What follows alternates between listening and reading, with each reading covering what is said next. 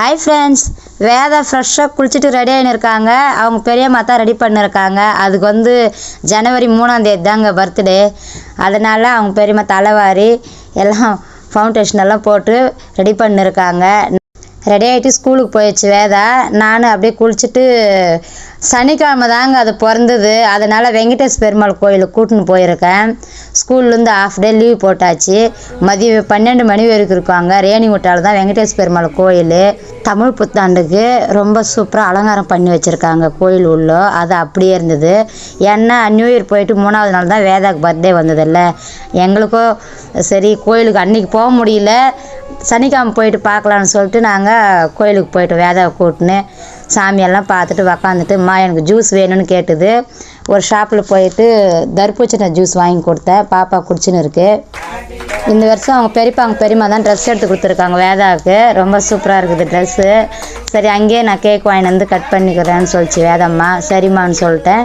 அங்கே தான் happy birthday பண்ணியிருக்காங்க.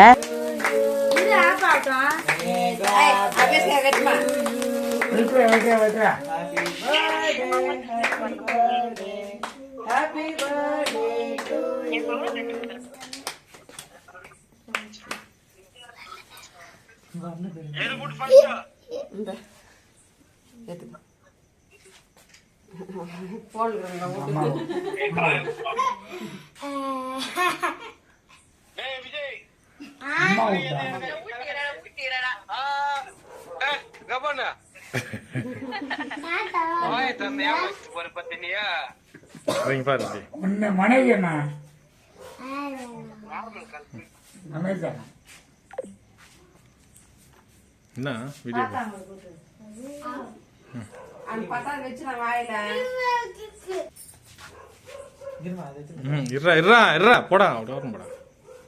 ஓகேவா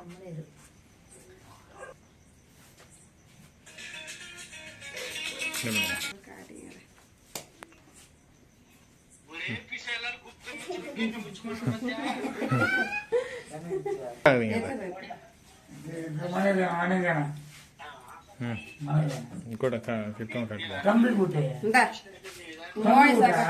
தம்பி கூட்டே இல்லையா?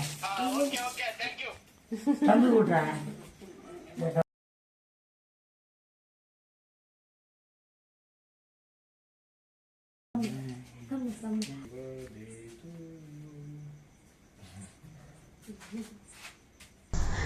வருஷம் சிக்கன் பிரியாணி தாங்க செய்வோம். சனிக்கிழமை வந்ததுனால சரி அது பிறந்த நாள் சனிக்கிழமையே வந்திருக்கு, செய்யக்கூடாதுன்னு சொல்லிட்டு கேக் மட்டும் கட் பண்ணிக்கணும். வேதா ட்ரெஸ் எப்படி இருக்குன்னு கமெண்ட்ஸில் சொல்லுங்கள்.